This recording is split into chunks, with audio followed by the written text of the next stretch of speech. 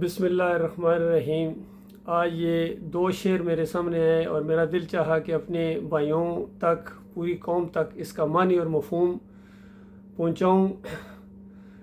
کیونکہ یہ دونوں اشعار نہ صرف آج کل کے حالات کے اوپر اور مسلمانوں کے اوپر فٹ آ رہے ہیں، بلکہ میرے اپنے حالات کے اوپر بھی کافی حد تک یہ اثر رکھتے ہیں۔ پہلا شعر یہ ہے: اگرچہ بت ہیں جماعت کی آستینوں میں، اگرچہ بت ہیں جماعت کی آستینوں میں، مجھے ہے حکم اذاں لا الہ الا اللہ۔ میں گزشتہ 38 سال سے جس جماعت کے ساتھ منسلک ہوں، وہ ڈاکٹر مسعود الدین عثمانی رحمۃ اللہ علیہ نے جو توحید کی دعوت اٹھائی ہے، یہ دعوت میرے دل کے اندر اتر گئی، رگو جان میں، خون میں اتر گئی، رگوں اور پٹھوں میں اتر گئی الحمدللہ۔ اور زبردست دعوت انہوں نے اٹھائی ہے توحید کی، اور مسلمانوں کو احساس دلایا ہے کہ تمہاری موجودہ پستی، ذلت اور خواری کا صرف ایک وجہ ہے کہ تمہارے عقیدے کے اندر، مسلمانوں کی عظیم اکثریت کے عقیدے کے اندر شرک آ چکا ہے۔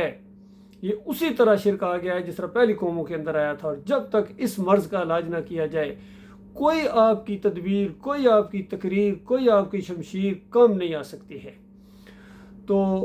یہ معاملہ ہے، اور اب آگے آ کے 2017 کے اندر اس جماعت کے اندر بھی محمد حنیف نے بت پرستی گویا اس کی صفوں کے اندر سجدہ تعظیمی کا شرک لے کے آ گئے، اور میں اس راستے میں کھڑا ہو گیا۔ میں اس چیز کو برداشت نہیں کرتا ہوں کہ اللہ کی ذات میں یا اس کے صفات میں یا اس کے حقوق میں، اس کے اختیارات میں کسی کو شریک کیا جائے۔ شرک اللہ کو گالی ہے، اور اس کی تشریح کر کے گئے تھے ڈاکٹر عثمانی رحمۃ اللہ علیہ کہ یہ سجدہ شکر تھا جو سورہ یوسف میں 100 نمبر آیت میں آیا ہے۔ پورے خاندان یعقوب علیہ السلام نے اللہ کو سجدہ کیا تھا شکر کا، یہ سجدہ تعظیمی نہیں تھا کسی اور کو، مسجود اللہ تھا۔ تو یہ اس وجہ سے جب ان کی نشاندہی کی گئی تو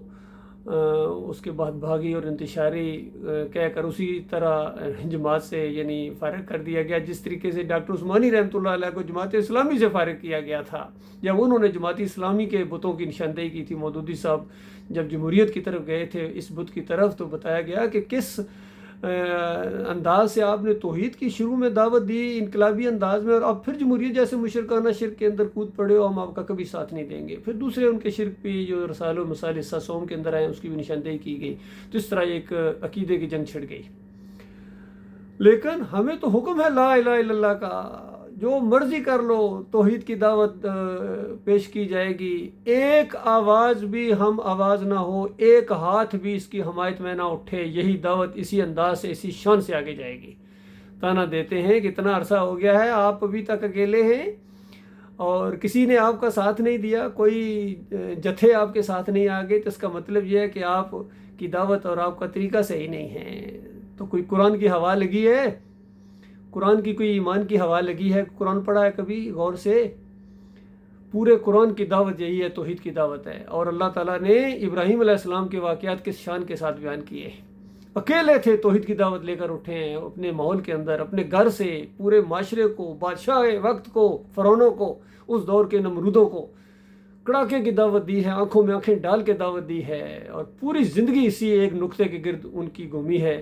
اور کبھی تعداد کی انہوں نے پرواہ نہیں کی ہے کہ کتنے جتھے میرے ساتھ آئیں گے۔ اللہ کے اوپر بھروسہ رکھ کے اس طرح شرک کے اوپر کلا کما کیا انہوں نے،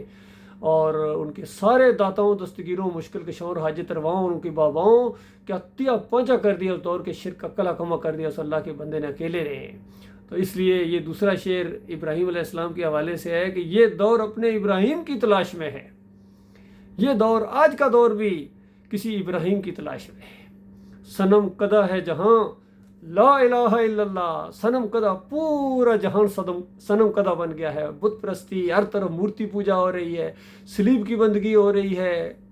قبروں مقبروں کی بندگی ہو رہی ہے، جمہوریت کے شرک کی بندگی ہو رہی ہے، پیروں کی بندگی ہو رہی ہے، گھوڑے کی بندگی ہو رہی ہے، گائے کی بندگی ہو رہی ہے، ہر طرف پوری زمین جو بت کدہ بنا دیا ان ظالموں نے، انسانوں نے، نمک حرام غداروں نے۔ اللہ نے ان کو پیدا کیا تھا اپنے مالک اور خالق کی بندگی کرنے کی بجائے، انہوں نے کفر و شرک کا راستہ اختیار کیا ہے، اور انسانوں کی بندگی کی ہے، مخلوق کی بندگی کی ہے انہوں نے۔ تو آج پھر کیا ہے، آج پھر اسی کلمے کی ضرورت ہے، لا الہ الا اللہ۔ اللہ کے علاوہ کوئی معبود نہیں، اللہ کے علاوہ کوئی داتا، کوئی دستگیر، کوئی مشکل کشا، کوئی حاجت روا نہیں ہے۔ اللہ تعالیٰ اس دعوت کو اٹھانے، اس کے لیے میری تلاش ہے، دعوت ہے، جہاں جہاں کی آواز پہنچتی ہے، سوشل میڈیا کے اوپر بھی، یوٹیوب کے اوپر،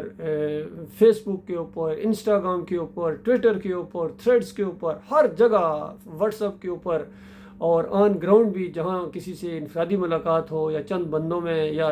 کہیں مجمع سے خطاب کرنا پڑے، بسوں میں، ٹرینوں میں، گلیوں میں، بازاروں میں، چھتوں کے اوپر چڑھ کے، ہر جگہ جہاں مجھے موقع ملتا ہے میں اللہ کی ہی توحید بیان کرتا ہوں، اور کرتا رہوں گا زندگی کے آخری سانس تک۔